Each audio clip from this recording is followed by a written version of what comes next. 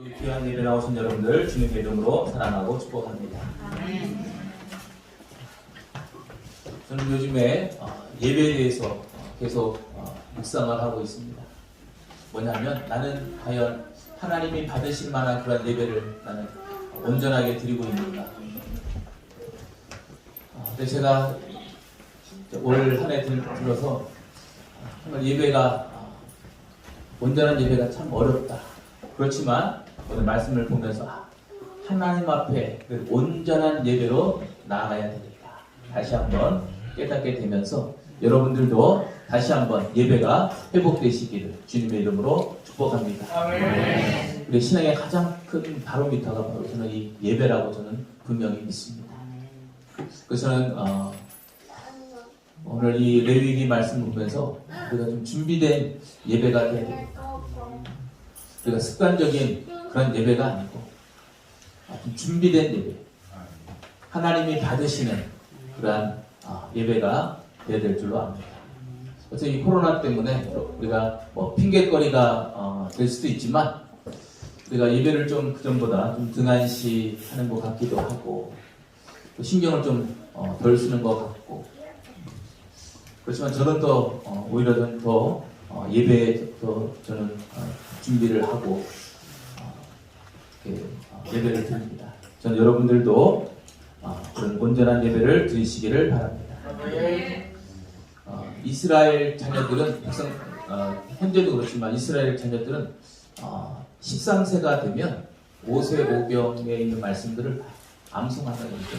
암송하고 성년식이 뭐냐면 하나님의 말씀을 많은 사람들 앞에서 암송하는 것이 그들의 성년식이라고 합니다. 그리고 그들은 성년식이 될 때에 성경책을 가장 먼저 선물로 받는다고 해요. 우리가 쉐마라고 하는 하나님의 말씀대로 살겠다는 그런 다짐을 하고 있죠. 이 성경 여러 권 중에 이 이스라엘의 학생들이 제일 먼저 공부하는 성경, 그것이 레위기라는 그런 이야기가 있어요.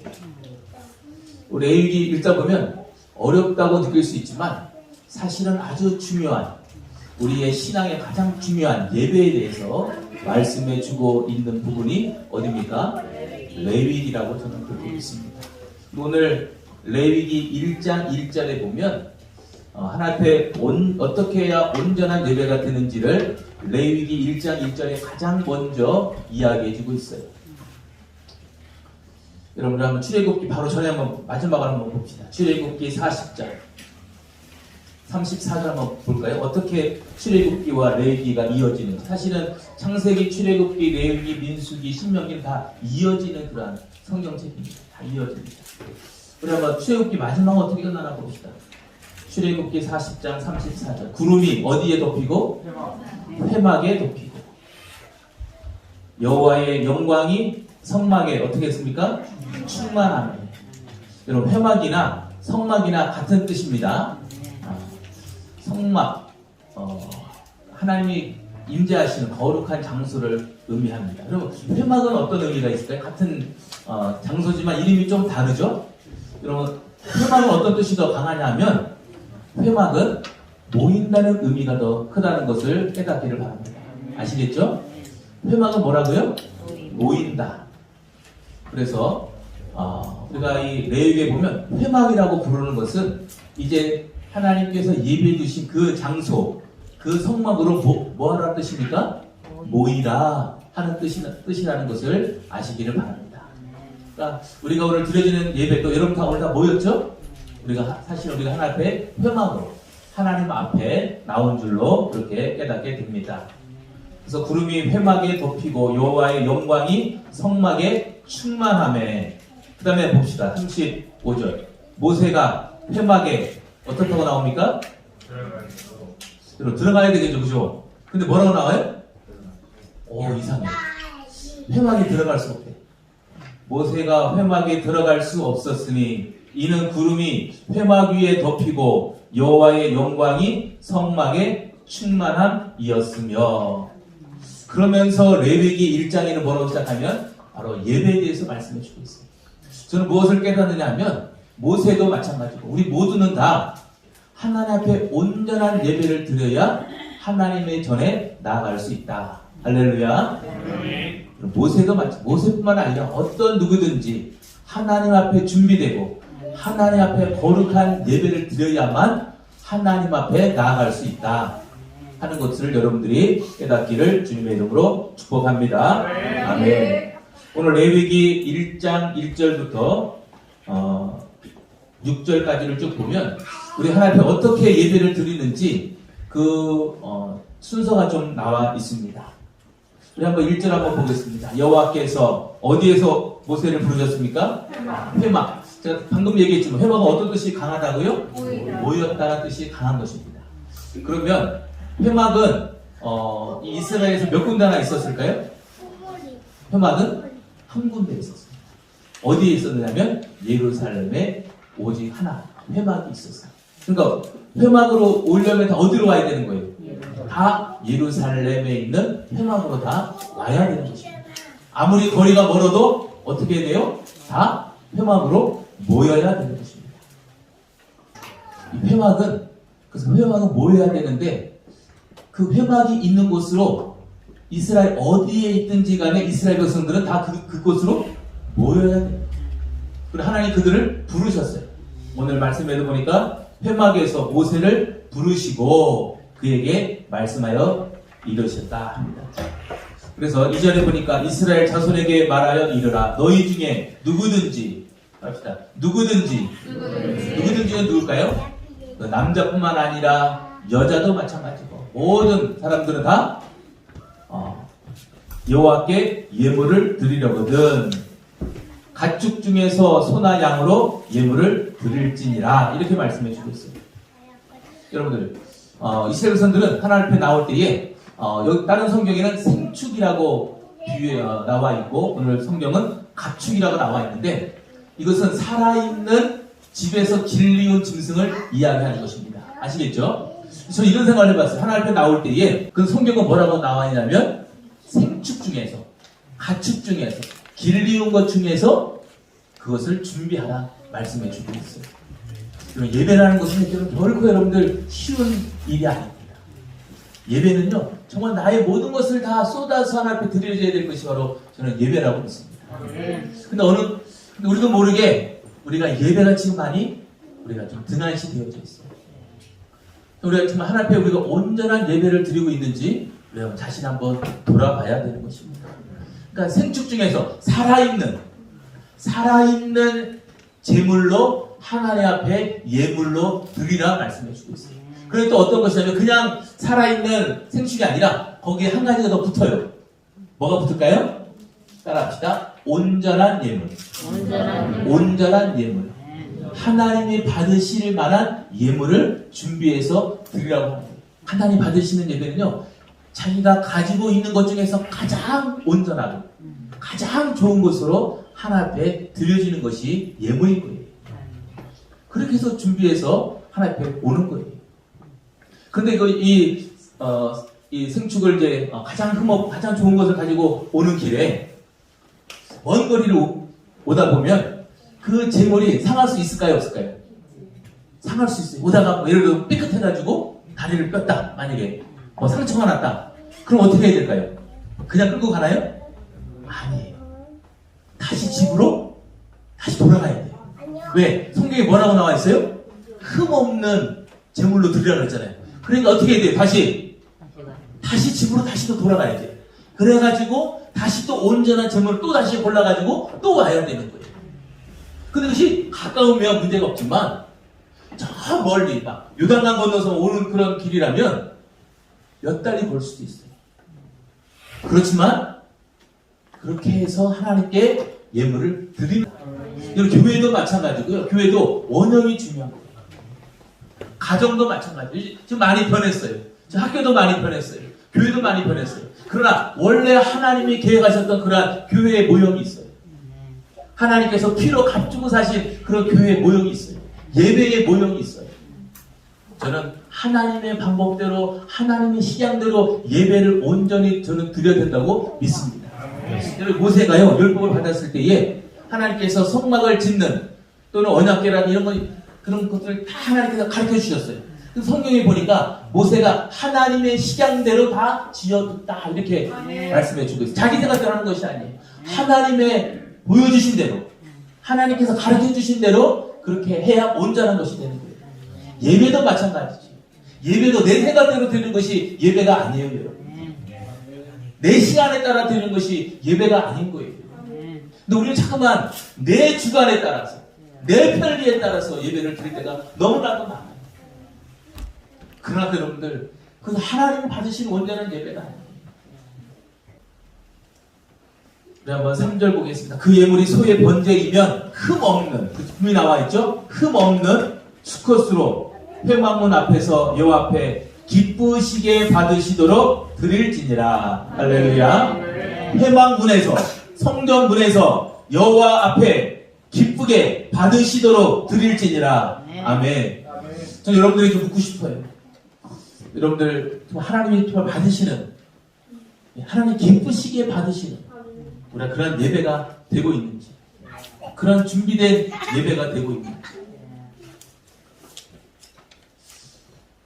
이제 점점 코로나가 점점 길어지다 보니까 이제는 뭐 비대면 이런 얘기도 많이 하고 있는데, 저는 하나님 앞에, 그 성경에도 보니까 하나님 앞에 나아가는 거예요. 준비해서 나아가는 거예요. 여러분, 예배는 언제 시작하는 걸까요? 여러분, 제가 오늘 그 말씀을 꼭 드리고 싶습니다. 여러분, 예배는 언제 시작하는 걸까요? 이 회막문 앞에 들어올 때에서 시작하는 걸까요? 교회에 들어올 때에 예배가 시작되는 걸까요? 저는요, 오늘 레위기 1장을 보니까 예배는요, 없는 재물을 구별할 때 시작해요. 아멘입니까? 아멘. 예배가 언제 시작된다고요? 먼저, 그러니까 예배는 언제 시작되느냐? 교회에서부터가 예배가 시작되는 것이 아니에요. 여러분께 분명히 말씀드립니다. 예배는 가정에서부터, 집에서부터, 예배 준비하기 전, 그 가정에서부터 예배를 시작할 때부터가, 그때가 벌써 예배가 시작이 되는 거예요. 여러분, 어떤 사람이 직장을 다니는데 일이 너무 많으니까 사장님이 그렇게 얘기했어요. 이번에 일이 너무 많으니까 주일날 나와서 주일날 오셔서 일을 하십시오. 왜냐면 일이 막 밀려 있으니까. 근데 이 사람이 주일을 지키기 위해서 어떻게 했느냐, 그 말을 듣고 금요일 밤부터 시작해서 토요일 날까지 계속해서 밤을 새가면서 직장에서 쉬지도 않았는데 일을 했어요. 금요일부터 밤새도록 토요일까지만 일을 했어요. 그래서 주일을 지키기 위해서 금요일부터 토요일까지 계속 일을 했어요. 그러면 이 사람의 예배는 드려지는 걸까요? 드려지지 않는 걸까요? 이 사람은 이미 예배가 시작된 거예요. 아시겠죠? 무슨 뜻인지 아시겠죠? 주일 예배를 지키기 위해서 금요일부터 토요일까지 계속 일을 했다면 이 사람은 이미 예배를 드리고 있는 거예요. 아시겠죠? 제가 이 레위기 이 1장 말씀도 우리 성도들 좀 바른 예배가 좀 돼야 되겠다. 하나님이 정말 받으시는 그러한 예배가 돼야 되겠다. 그냥 눈도장 찍고 가는 그런 예배가 아니라 좀 준비된 그런 예배. 좀 여러분들 좀 갈급해서 목사님 기도해 주세요. 요즘에 제 신앙이 좀 너무 떨어진 것 같아요. 좀 여러분 저는 그런 고백이 좀 있기를 바랍니다. 여러분 스스로 아시잖아요. 여러분 신앙 여러분 아시잖아요. 저는 보이는데, 저는 보여요. 여러분의 수요 예배 드리는 모습, 여러분의 금요 예배 드리는 모습, 여러분 새벽 예배 드리는 모습 보면 보이고 있어요. 여러분의 신앙이 올 초보다 여러분 더 좋아졌습니까? 여러분의 신앙이 좀 무르익고 있습니까?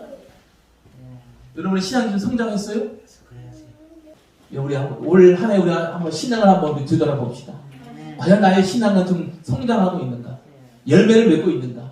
나의 신앙의 뿌리는 정말 튼튼한가? 흔들리지 않는가? 좌로우로나 치우치지는 않는가? 정말 내 신앙은 열매 맺는 그런 신앙인가? 하나님 앞에 나아갈 때에 과연 우리가 창고에 드릴 만한 그런 알고 신앙인가? 우리가 한번 돌아봐야 된다고 저는 분명히 믿습니다. 그래서 흠없는 수컷으로 회막문 앞에서 연락하시도록 드리라고 분명히 나와 있습니다. 4절 보겠습니다. 그는 번제물의 머리에 안수할지니 그를 위하여 기쁘게 받으심이 되어 그를 위하여 속죄가 될 것이라. 그는 여호와 앞에서 그 수송아지를 잡을 것이요 아론의 자손 제사장들은 그 피를 가져다가 회막문 앞에 제단 사방에 뿌릴 것이며 그는 또 그 번제물의 가죽을 벗기고 각을 뜰 것이요. 쭉 나옵니다. 여기서 여러분 주인공은 누굴까요? 예배를 드리는 주인공은 누굴까요? 그는 나오죠. 그는이 누굴까요? 1번 제사장, 2번 그 제물을 가지고 온 사람. 누굴까요? 몇 번? 여러분 그 흠없는 제물을 가져왔잖아요. 그러면 그 제물에다가 안수한 사람이 누굴까요? 그 제물을 준비한 사람이에요. 그 제물을 준비한 그가 그 자기가 준비한 예물의 머리에다가 안수하는 거예요. 그 안수는 뭐냐면 자기의 죄를 이 소에게 전가시키는 거예요. 나의 죄, 원래 나의 죄인데 내가 나 대신 이 소가 대신 죄를 짊어지고 죽어가는 거죠. 죽는 거예요. 그래서 그는 바로 이 제물을 준비한 사람입니다. 머리에 안수할지니 그를 위하여. 그는 누굽니까? 제물을 준비한 예배를 드리는 자. 그를 위하여 기쁘게 받으심이 되어 그를 위하여 그 예물을 준비한 예배를 드리는 자. 그를 위하여 속죄가 될 것이라. 5절 봅시다. 그는 누구라 그랬어요? 예물을 준비한 예배자. 그 자기가 준비한 예물을 잡는 사람이 누굴까요? 제사장이 잡나요? 요즘은요 모든 걸 다 목사님이 하기를 원하는 것 같아요. 여러분 그렇지 않습니다. 예배의 주인공은 누구예요? 여러분이. 여러분 한 사람 한 사람 예배의 주인공이에요. 여러분 절대 구경꾼이 아닙니다. 여러분 방관자가 아니에요. 요즘에 우리 교회가 구경꾼의 그런 예배자가 많은 것 같아요. 앞에서 찬양하는데 우리 함께 찬양하는 거잖아요. 그렇죠? 우리 예배에 우리 주인공이 돼야 되는 거예요. 그는 그 번제물에 안수하라고 했고 그 수송아지를 잡을 것이라고 했습니다. 그럼 제사장은 뭐 하는 사람이에요? 그럼 제사장은 뭐 하나요? 준비합니다.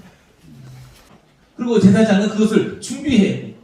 나무를 버려놓고 그들이 직접 잡은 각을 뜬 가죽을 벗긴 그것을 가지고 제사장이 받아가지고 피를 받아서 뿌리고 그것을 번제물로 드리는 그 일은 바로 제사장이 합니다.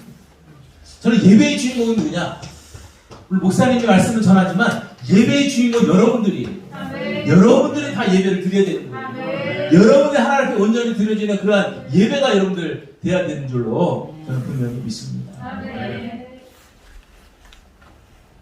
가죽을 벗기고 각을 뜬다는 얘기는 철저히 시키는 거예요. 우리 하나님 앞에 예배 드릴 때 우리의 가진 모든 죄를 하나님 앞에 다 드러내야 되고요. 다 씻겨져야 돼요. 그래야 하나님 받으시는 그런 온전한 예배가 되는 것입니다. 저는 여러분들이 예배는 여러 단계가 있지만 가장 중요한 것은 여러분들 예배를 먼저 준비하는 거예요. 여러분 예배가 좀 준비되신 그런 예배가 되셨습니까? 그냥 예배 시간 다 됐네? 벌써 11시네? 벌써 주일날이네? 그래서 여러분 혹시 예배를 드리지 않습니까? 저는 목사로서 저는 예배를 늘 준비하는 것이 아니라 저는 예배자로서 저는 늘 예배를 준비해요. 저는 늘 새벽 예배를 저는 늘 예배를 준비합니다. 새벽 예배에 저는 찬송도 그냥 부르지 않아요. 늘 어떤 생각을 가지고 그날의 마음을 가지고 찬송도 준비해요. 여러분 준비된 찬송과 그렇지 않은 찬송은요 달라요. 여러분 회막은 제가 뭐라 그랬어요? 모인 곳이라고 했죠. 하나님 앞으로 모여야 되는 것입니다. 오늘 우리 성도님들 예배에 나오셔서 너무너무 감사해요. 근데 감사할 것이 아니라 여러분 정말 여러분 해야 될 것이에요. 여러분 감사하다는 그런 말을 듣는 때가 아니에요. 지금은 여러분들. 여러분 정말 갈급한 심령으로 하나님 앞에 나와야 될 때가 저는 지금이라고 저는 믿습니다. 그리고 그 흠없는 번제물을 회막까지 데리고 오는 것부터 준비하는 것부터 고르는 것부터 그리고 그 살아있는 그 로마서에도 뭐라고 합니까? 너희 자신을 거룩한 산 제물로 드려. 우리 예배는 살아있는 예배가 돼야 돼요.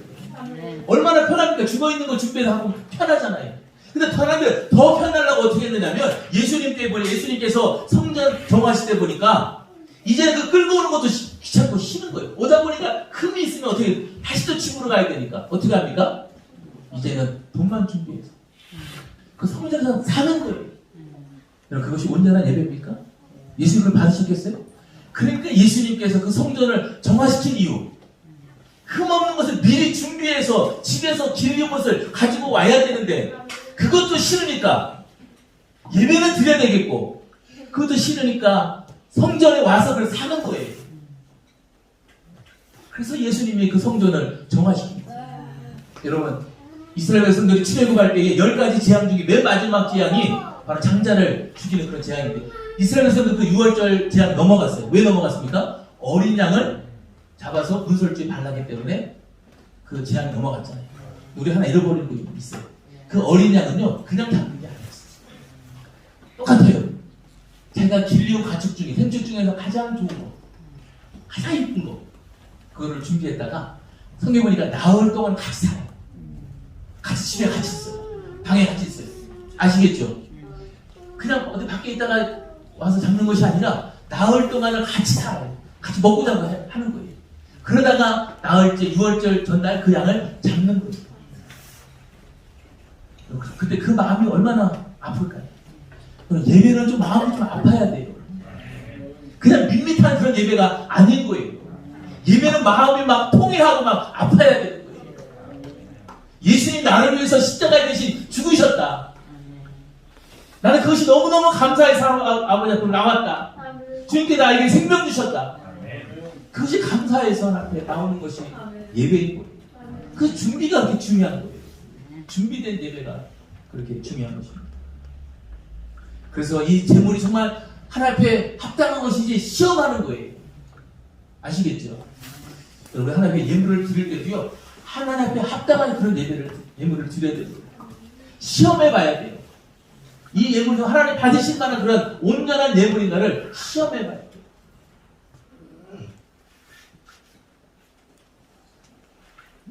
여러분들, 저는 이 오늘 말씀을 보면서 우리의 죄가 너무나도 저는 참 무겁다 이렇게 생각이 됩니다. 여러분, 소선지자들이 하나님의 말씀의 묵시를 경고하는 걸 봅니다. 근데 그 경고라는 말이 제가 새벽에도 드렸지만 무거운 짐이라는 거예요. 하나님의 말씀을 전하는 것은 무거운 짐이에요. 그냥 성도들의 귀에 듣기 좋은 소리를 하는 것이 하나님의 말씀이 아니에요. 어찌 보면 무거운 짐일 수 있어요. 듣지 않을 수도 있어요. 그러나 그 말씀을 전하는 것이 사명인 거예요. 여러분, 예배가 힘들 수 있어요. 그러나 그 예배 드리는 것이 여러분들의 무거운 짐일 수가 있어요. 그러나 그것을 해야 되는 거예요. 저는 이 소를 담은 번제를 드리면서 우리 무엇을 깨달아야 됩니다. 우리의 죄가 그만큼 크구나. 또 그만큼 하나님의 은혜가 크구나. 바로 이 내위이기 때문에 단순히 다른 번제로 나를 대신해서 죽어져야 되지만 바로 예수님께서 우리의 모든 죄를 다 짊어지시고 십자가 갈보리 그곳에서 우리를 위하여 대신 죽으셨기 때문에 우리가 은혜로 예배를 드리지만 그러나 우리가 은혜가 크다 그래가지고 우리가 등한시하는 그런 예배가 되어서는 절대 안 되겠다. 그런 생각을 다시 가집니다. 여러분들 다시 한번 우리 한번 예배를 회복합시다. 예배가 살 길이에요. 예배만 정말 살 길입니다. 예배 기도해야 됩니다. 말씀을 들어야 되고 여러분 말씀을 읽어야 됩니다. 우리 학생들 중에 잠깐 읽는다는데 왜 잘 읽는지 모르겠어요. 또 말씀을 잘 녹음해가지고 올리는 거 봤는데 잘하고 있는지 모르겠어요. 근데 우리 김희준 선생님 얘기 들어보니까 처음에는 좀 하는 것 같은데 며칠 가면 또 흐지부지하네요. 그게 우리의 속성이에요. 우리의 속성.